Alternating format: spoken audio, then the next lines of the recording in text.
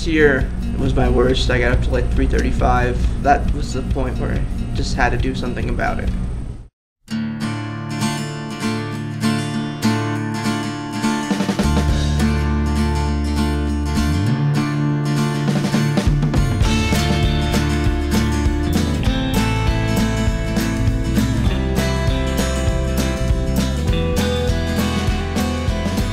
When I was little, I wasn't really instilled with good eating habits, so I got my tonsils out when I was like 7. After that, I like slowly raised in weight because I was just eating whatever I want, not exercising much. I thinned out a little bit in high school, but after that, right back up. More towards like elementary, middle school, I used to get directly picked on. You know, people make fun of you, call you names, stuff like that. By high school, you know, people didn't really, you know, attack me or anything like that. It was more just like I wasn't part of their circle kind of a thing. And by that time, I'd kind of had the psyche or like the attitude that I was, you know, I was looking down on myself because of my, you know, my weight, whatever, and wasn't confident at all. In May, I was 335. That was my worst ever, and I just felt horrible about it. I always like going, like when I got a little heavier, I dreaded being 300 or over that. And even going past that dreaded number wasn't enough to turn me around until it got to the part where I was feeling physical pain from it. Like I always thought about, you know, wanting to lose weight, but never really did much about it. So it's like you want to do something, but you feel like it's kind of like an impossible task kind of a thing.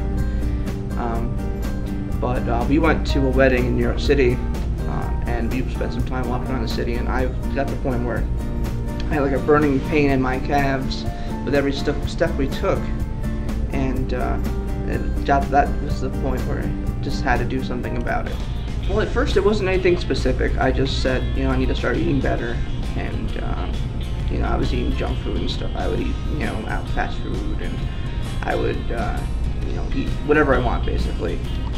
And so I just started eating a little bit better, and I lost a little bit of weight. But then I was reading online, trying to figure out, you know, how to go about stuff. You know, and I came across a fitness program, a tracking program for like your calories and your fitness, called Fit Day. And I started using that at the beginning of June. And that's when things started to get a little bit more structured. Just by tracking your calories, like you can put in the values for foods, and then you know, you just type in the name, whatever. But I would be able to see what kind of meals that I thought were good that weren't really that great, you know, to try and like educate me on like, okay, you know, maybe it's not like high fat or something, but it's loaded in carbs and still a lot of calories. Wasn't thinking about that. I was very ignorant when it came to like health stuff, you know. I never really took the time to learn about it, so, you know, even the basics of like just, you know, calories in, calories out, I didn't really know or pay attention to before. You see numbers on a scale, you know, but that doesn't really mean much in terms of what you look like in your mind.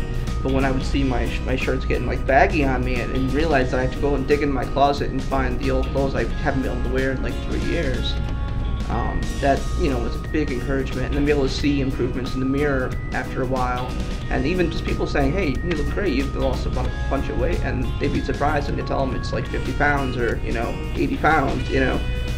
Well, the healthy range for my height is from like 120 to 180, something in there.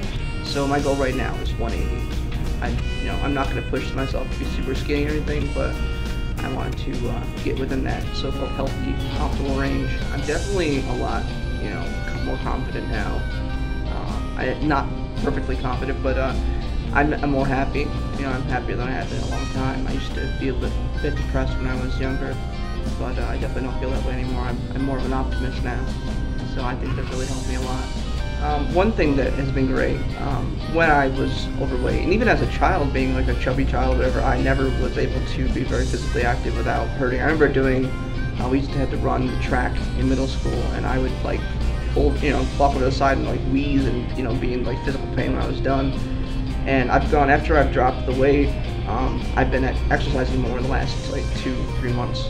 And I got to the point where I can go jog now, and it's not painful, it's, you know, it's fun, which is like amazing to me. And that's just, you know, pretty huge accomplishment, you know, going from not being able to, you know, walk down the street without pain to be able to Like the other night I ran or jogged 5.5 miles. And it's just wow. You know, I think the biggest thing is to not to try and look at changing the way you eat as a diet as a temporary thing. I view it as like a life change. Like now, 6 months later since I started eating this way, I don't feel like I'm, you know, denying myself food. This is just what I eat now, and I really enjoy it. I found foods that I didn't think I would like yogurt. I always avoided it. And fruits and vegetables, I eat so much more of that, and it's great. I really enjoy it. Who needs candy and, you know, junk food anymore? You know. I guess one thing I would say, if you're doing this, don't focus too much on the end goal. Just take it slow, eat better. You know, it doesn't need to be. It's not a race. Just take it one step at a time, and you'll get there eventually. And as long as you're trending in the right direction, that's great, and you're getting healthier.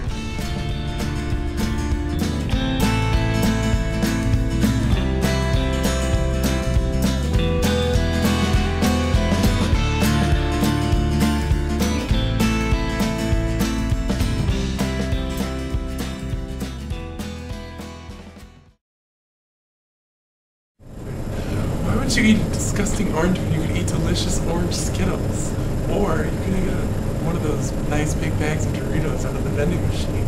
Ooh, Doritos, or maybe some Cheetos, or Fritos, or Tostitos, or pretty much anything in the Cheeto